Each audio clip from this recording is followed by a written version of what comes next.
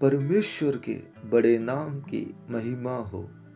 इस आशीषित सुबह में वचन संहिता का 32वें अध्याय का 9वां वचन की ओर हम हमारे ध्यान को लाएंगे। तुम घोड़े और खच्चर के समान न बनो जो समझ नहीं रखते।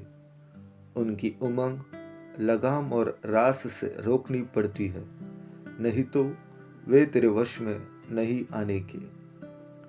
इस आशीषित वचन के आधार पर हम समझदार बनेंगे। इस विषय पर मनन करने हम प्रभु में आज शरणगत होंगे।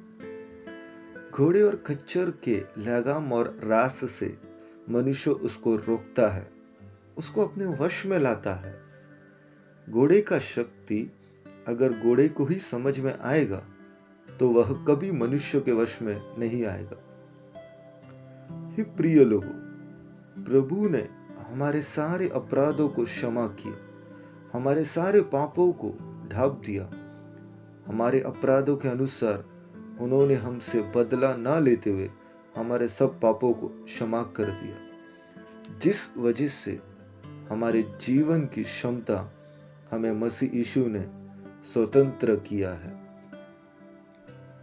पाप के क्षण भर के सुख का सामना करते हुए परमेश्वर के अनुग्रह का गहराई समझते हुए हमारे जीवन को अगर प्रभु के लिए सौंप दिया तो मिट्टी से बनाए गए इस शरीर में परमेश्वर अत्यंत शक्ति उंडेल कर एक वीर के समान मसीह जिंदगी बिताने के लिए हमारी सहायता निश्चय करेंगे।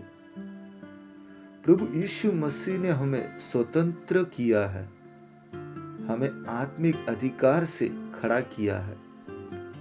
उस अधिकार को तुच्छ करते हुए शैतान कई तरह के लगाम और रास हम पर डालकर हमें वश में लाकर राज करने वाले जीवन की कई सारी अवस्था को जानकर और पहचान कर हर तरह के लगाम और रास को तोड़कर मसीह से पाए हुए स्वतंत्रता की पूर्ण क्षमता के साथ हम जीवन बिताने वाले बनेंगे।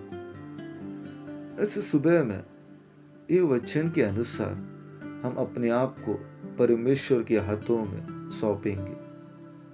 हमारे जीवन के लगाम और रास हो सकता है रहस्य पाप होगा, लोभीपन हो सकता है, अहंकार ढा जैसे स्वभाव आदि हो सकते हैं।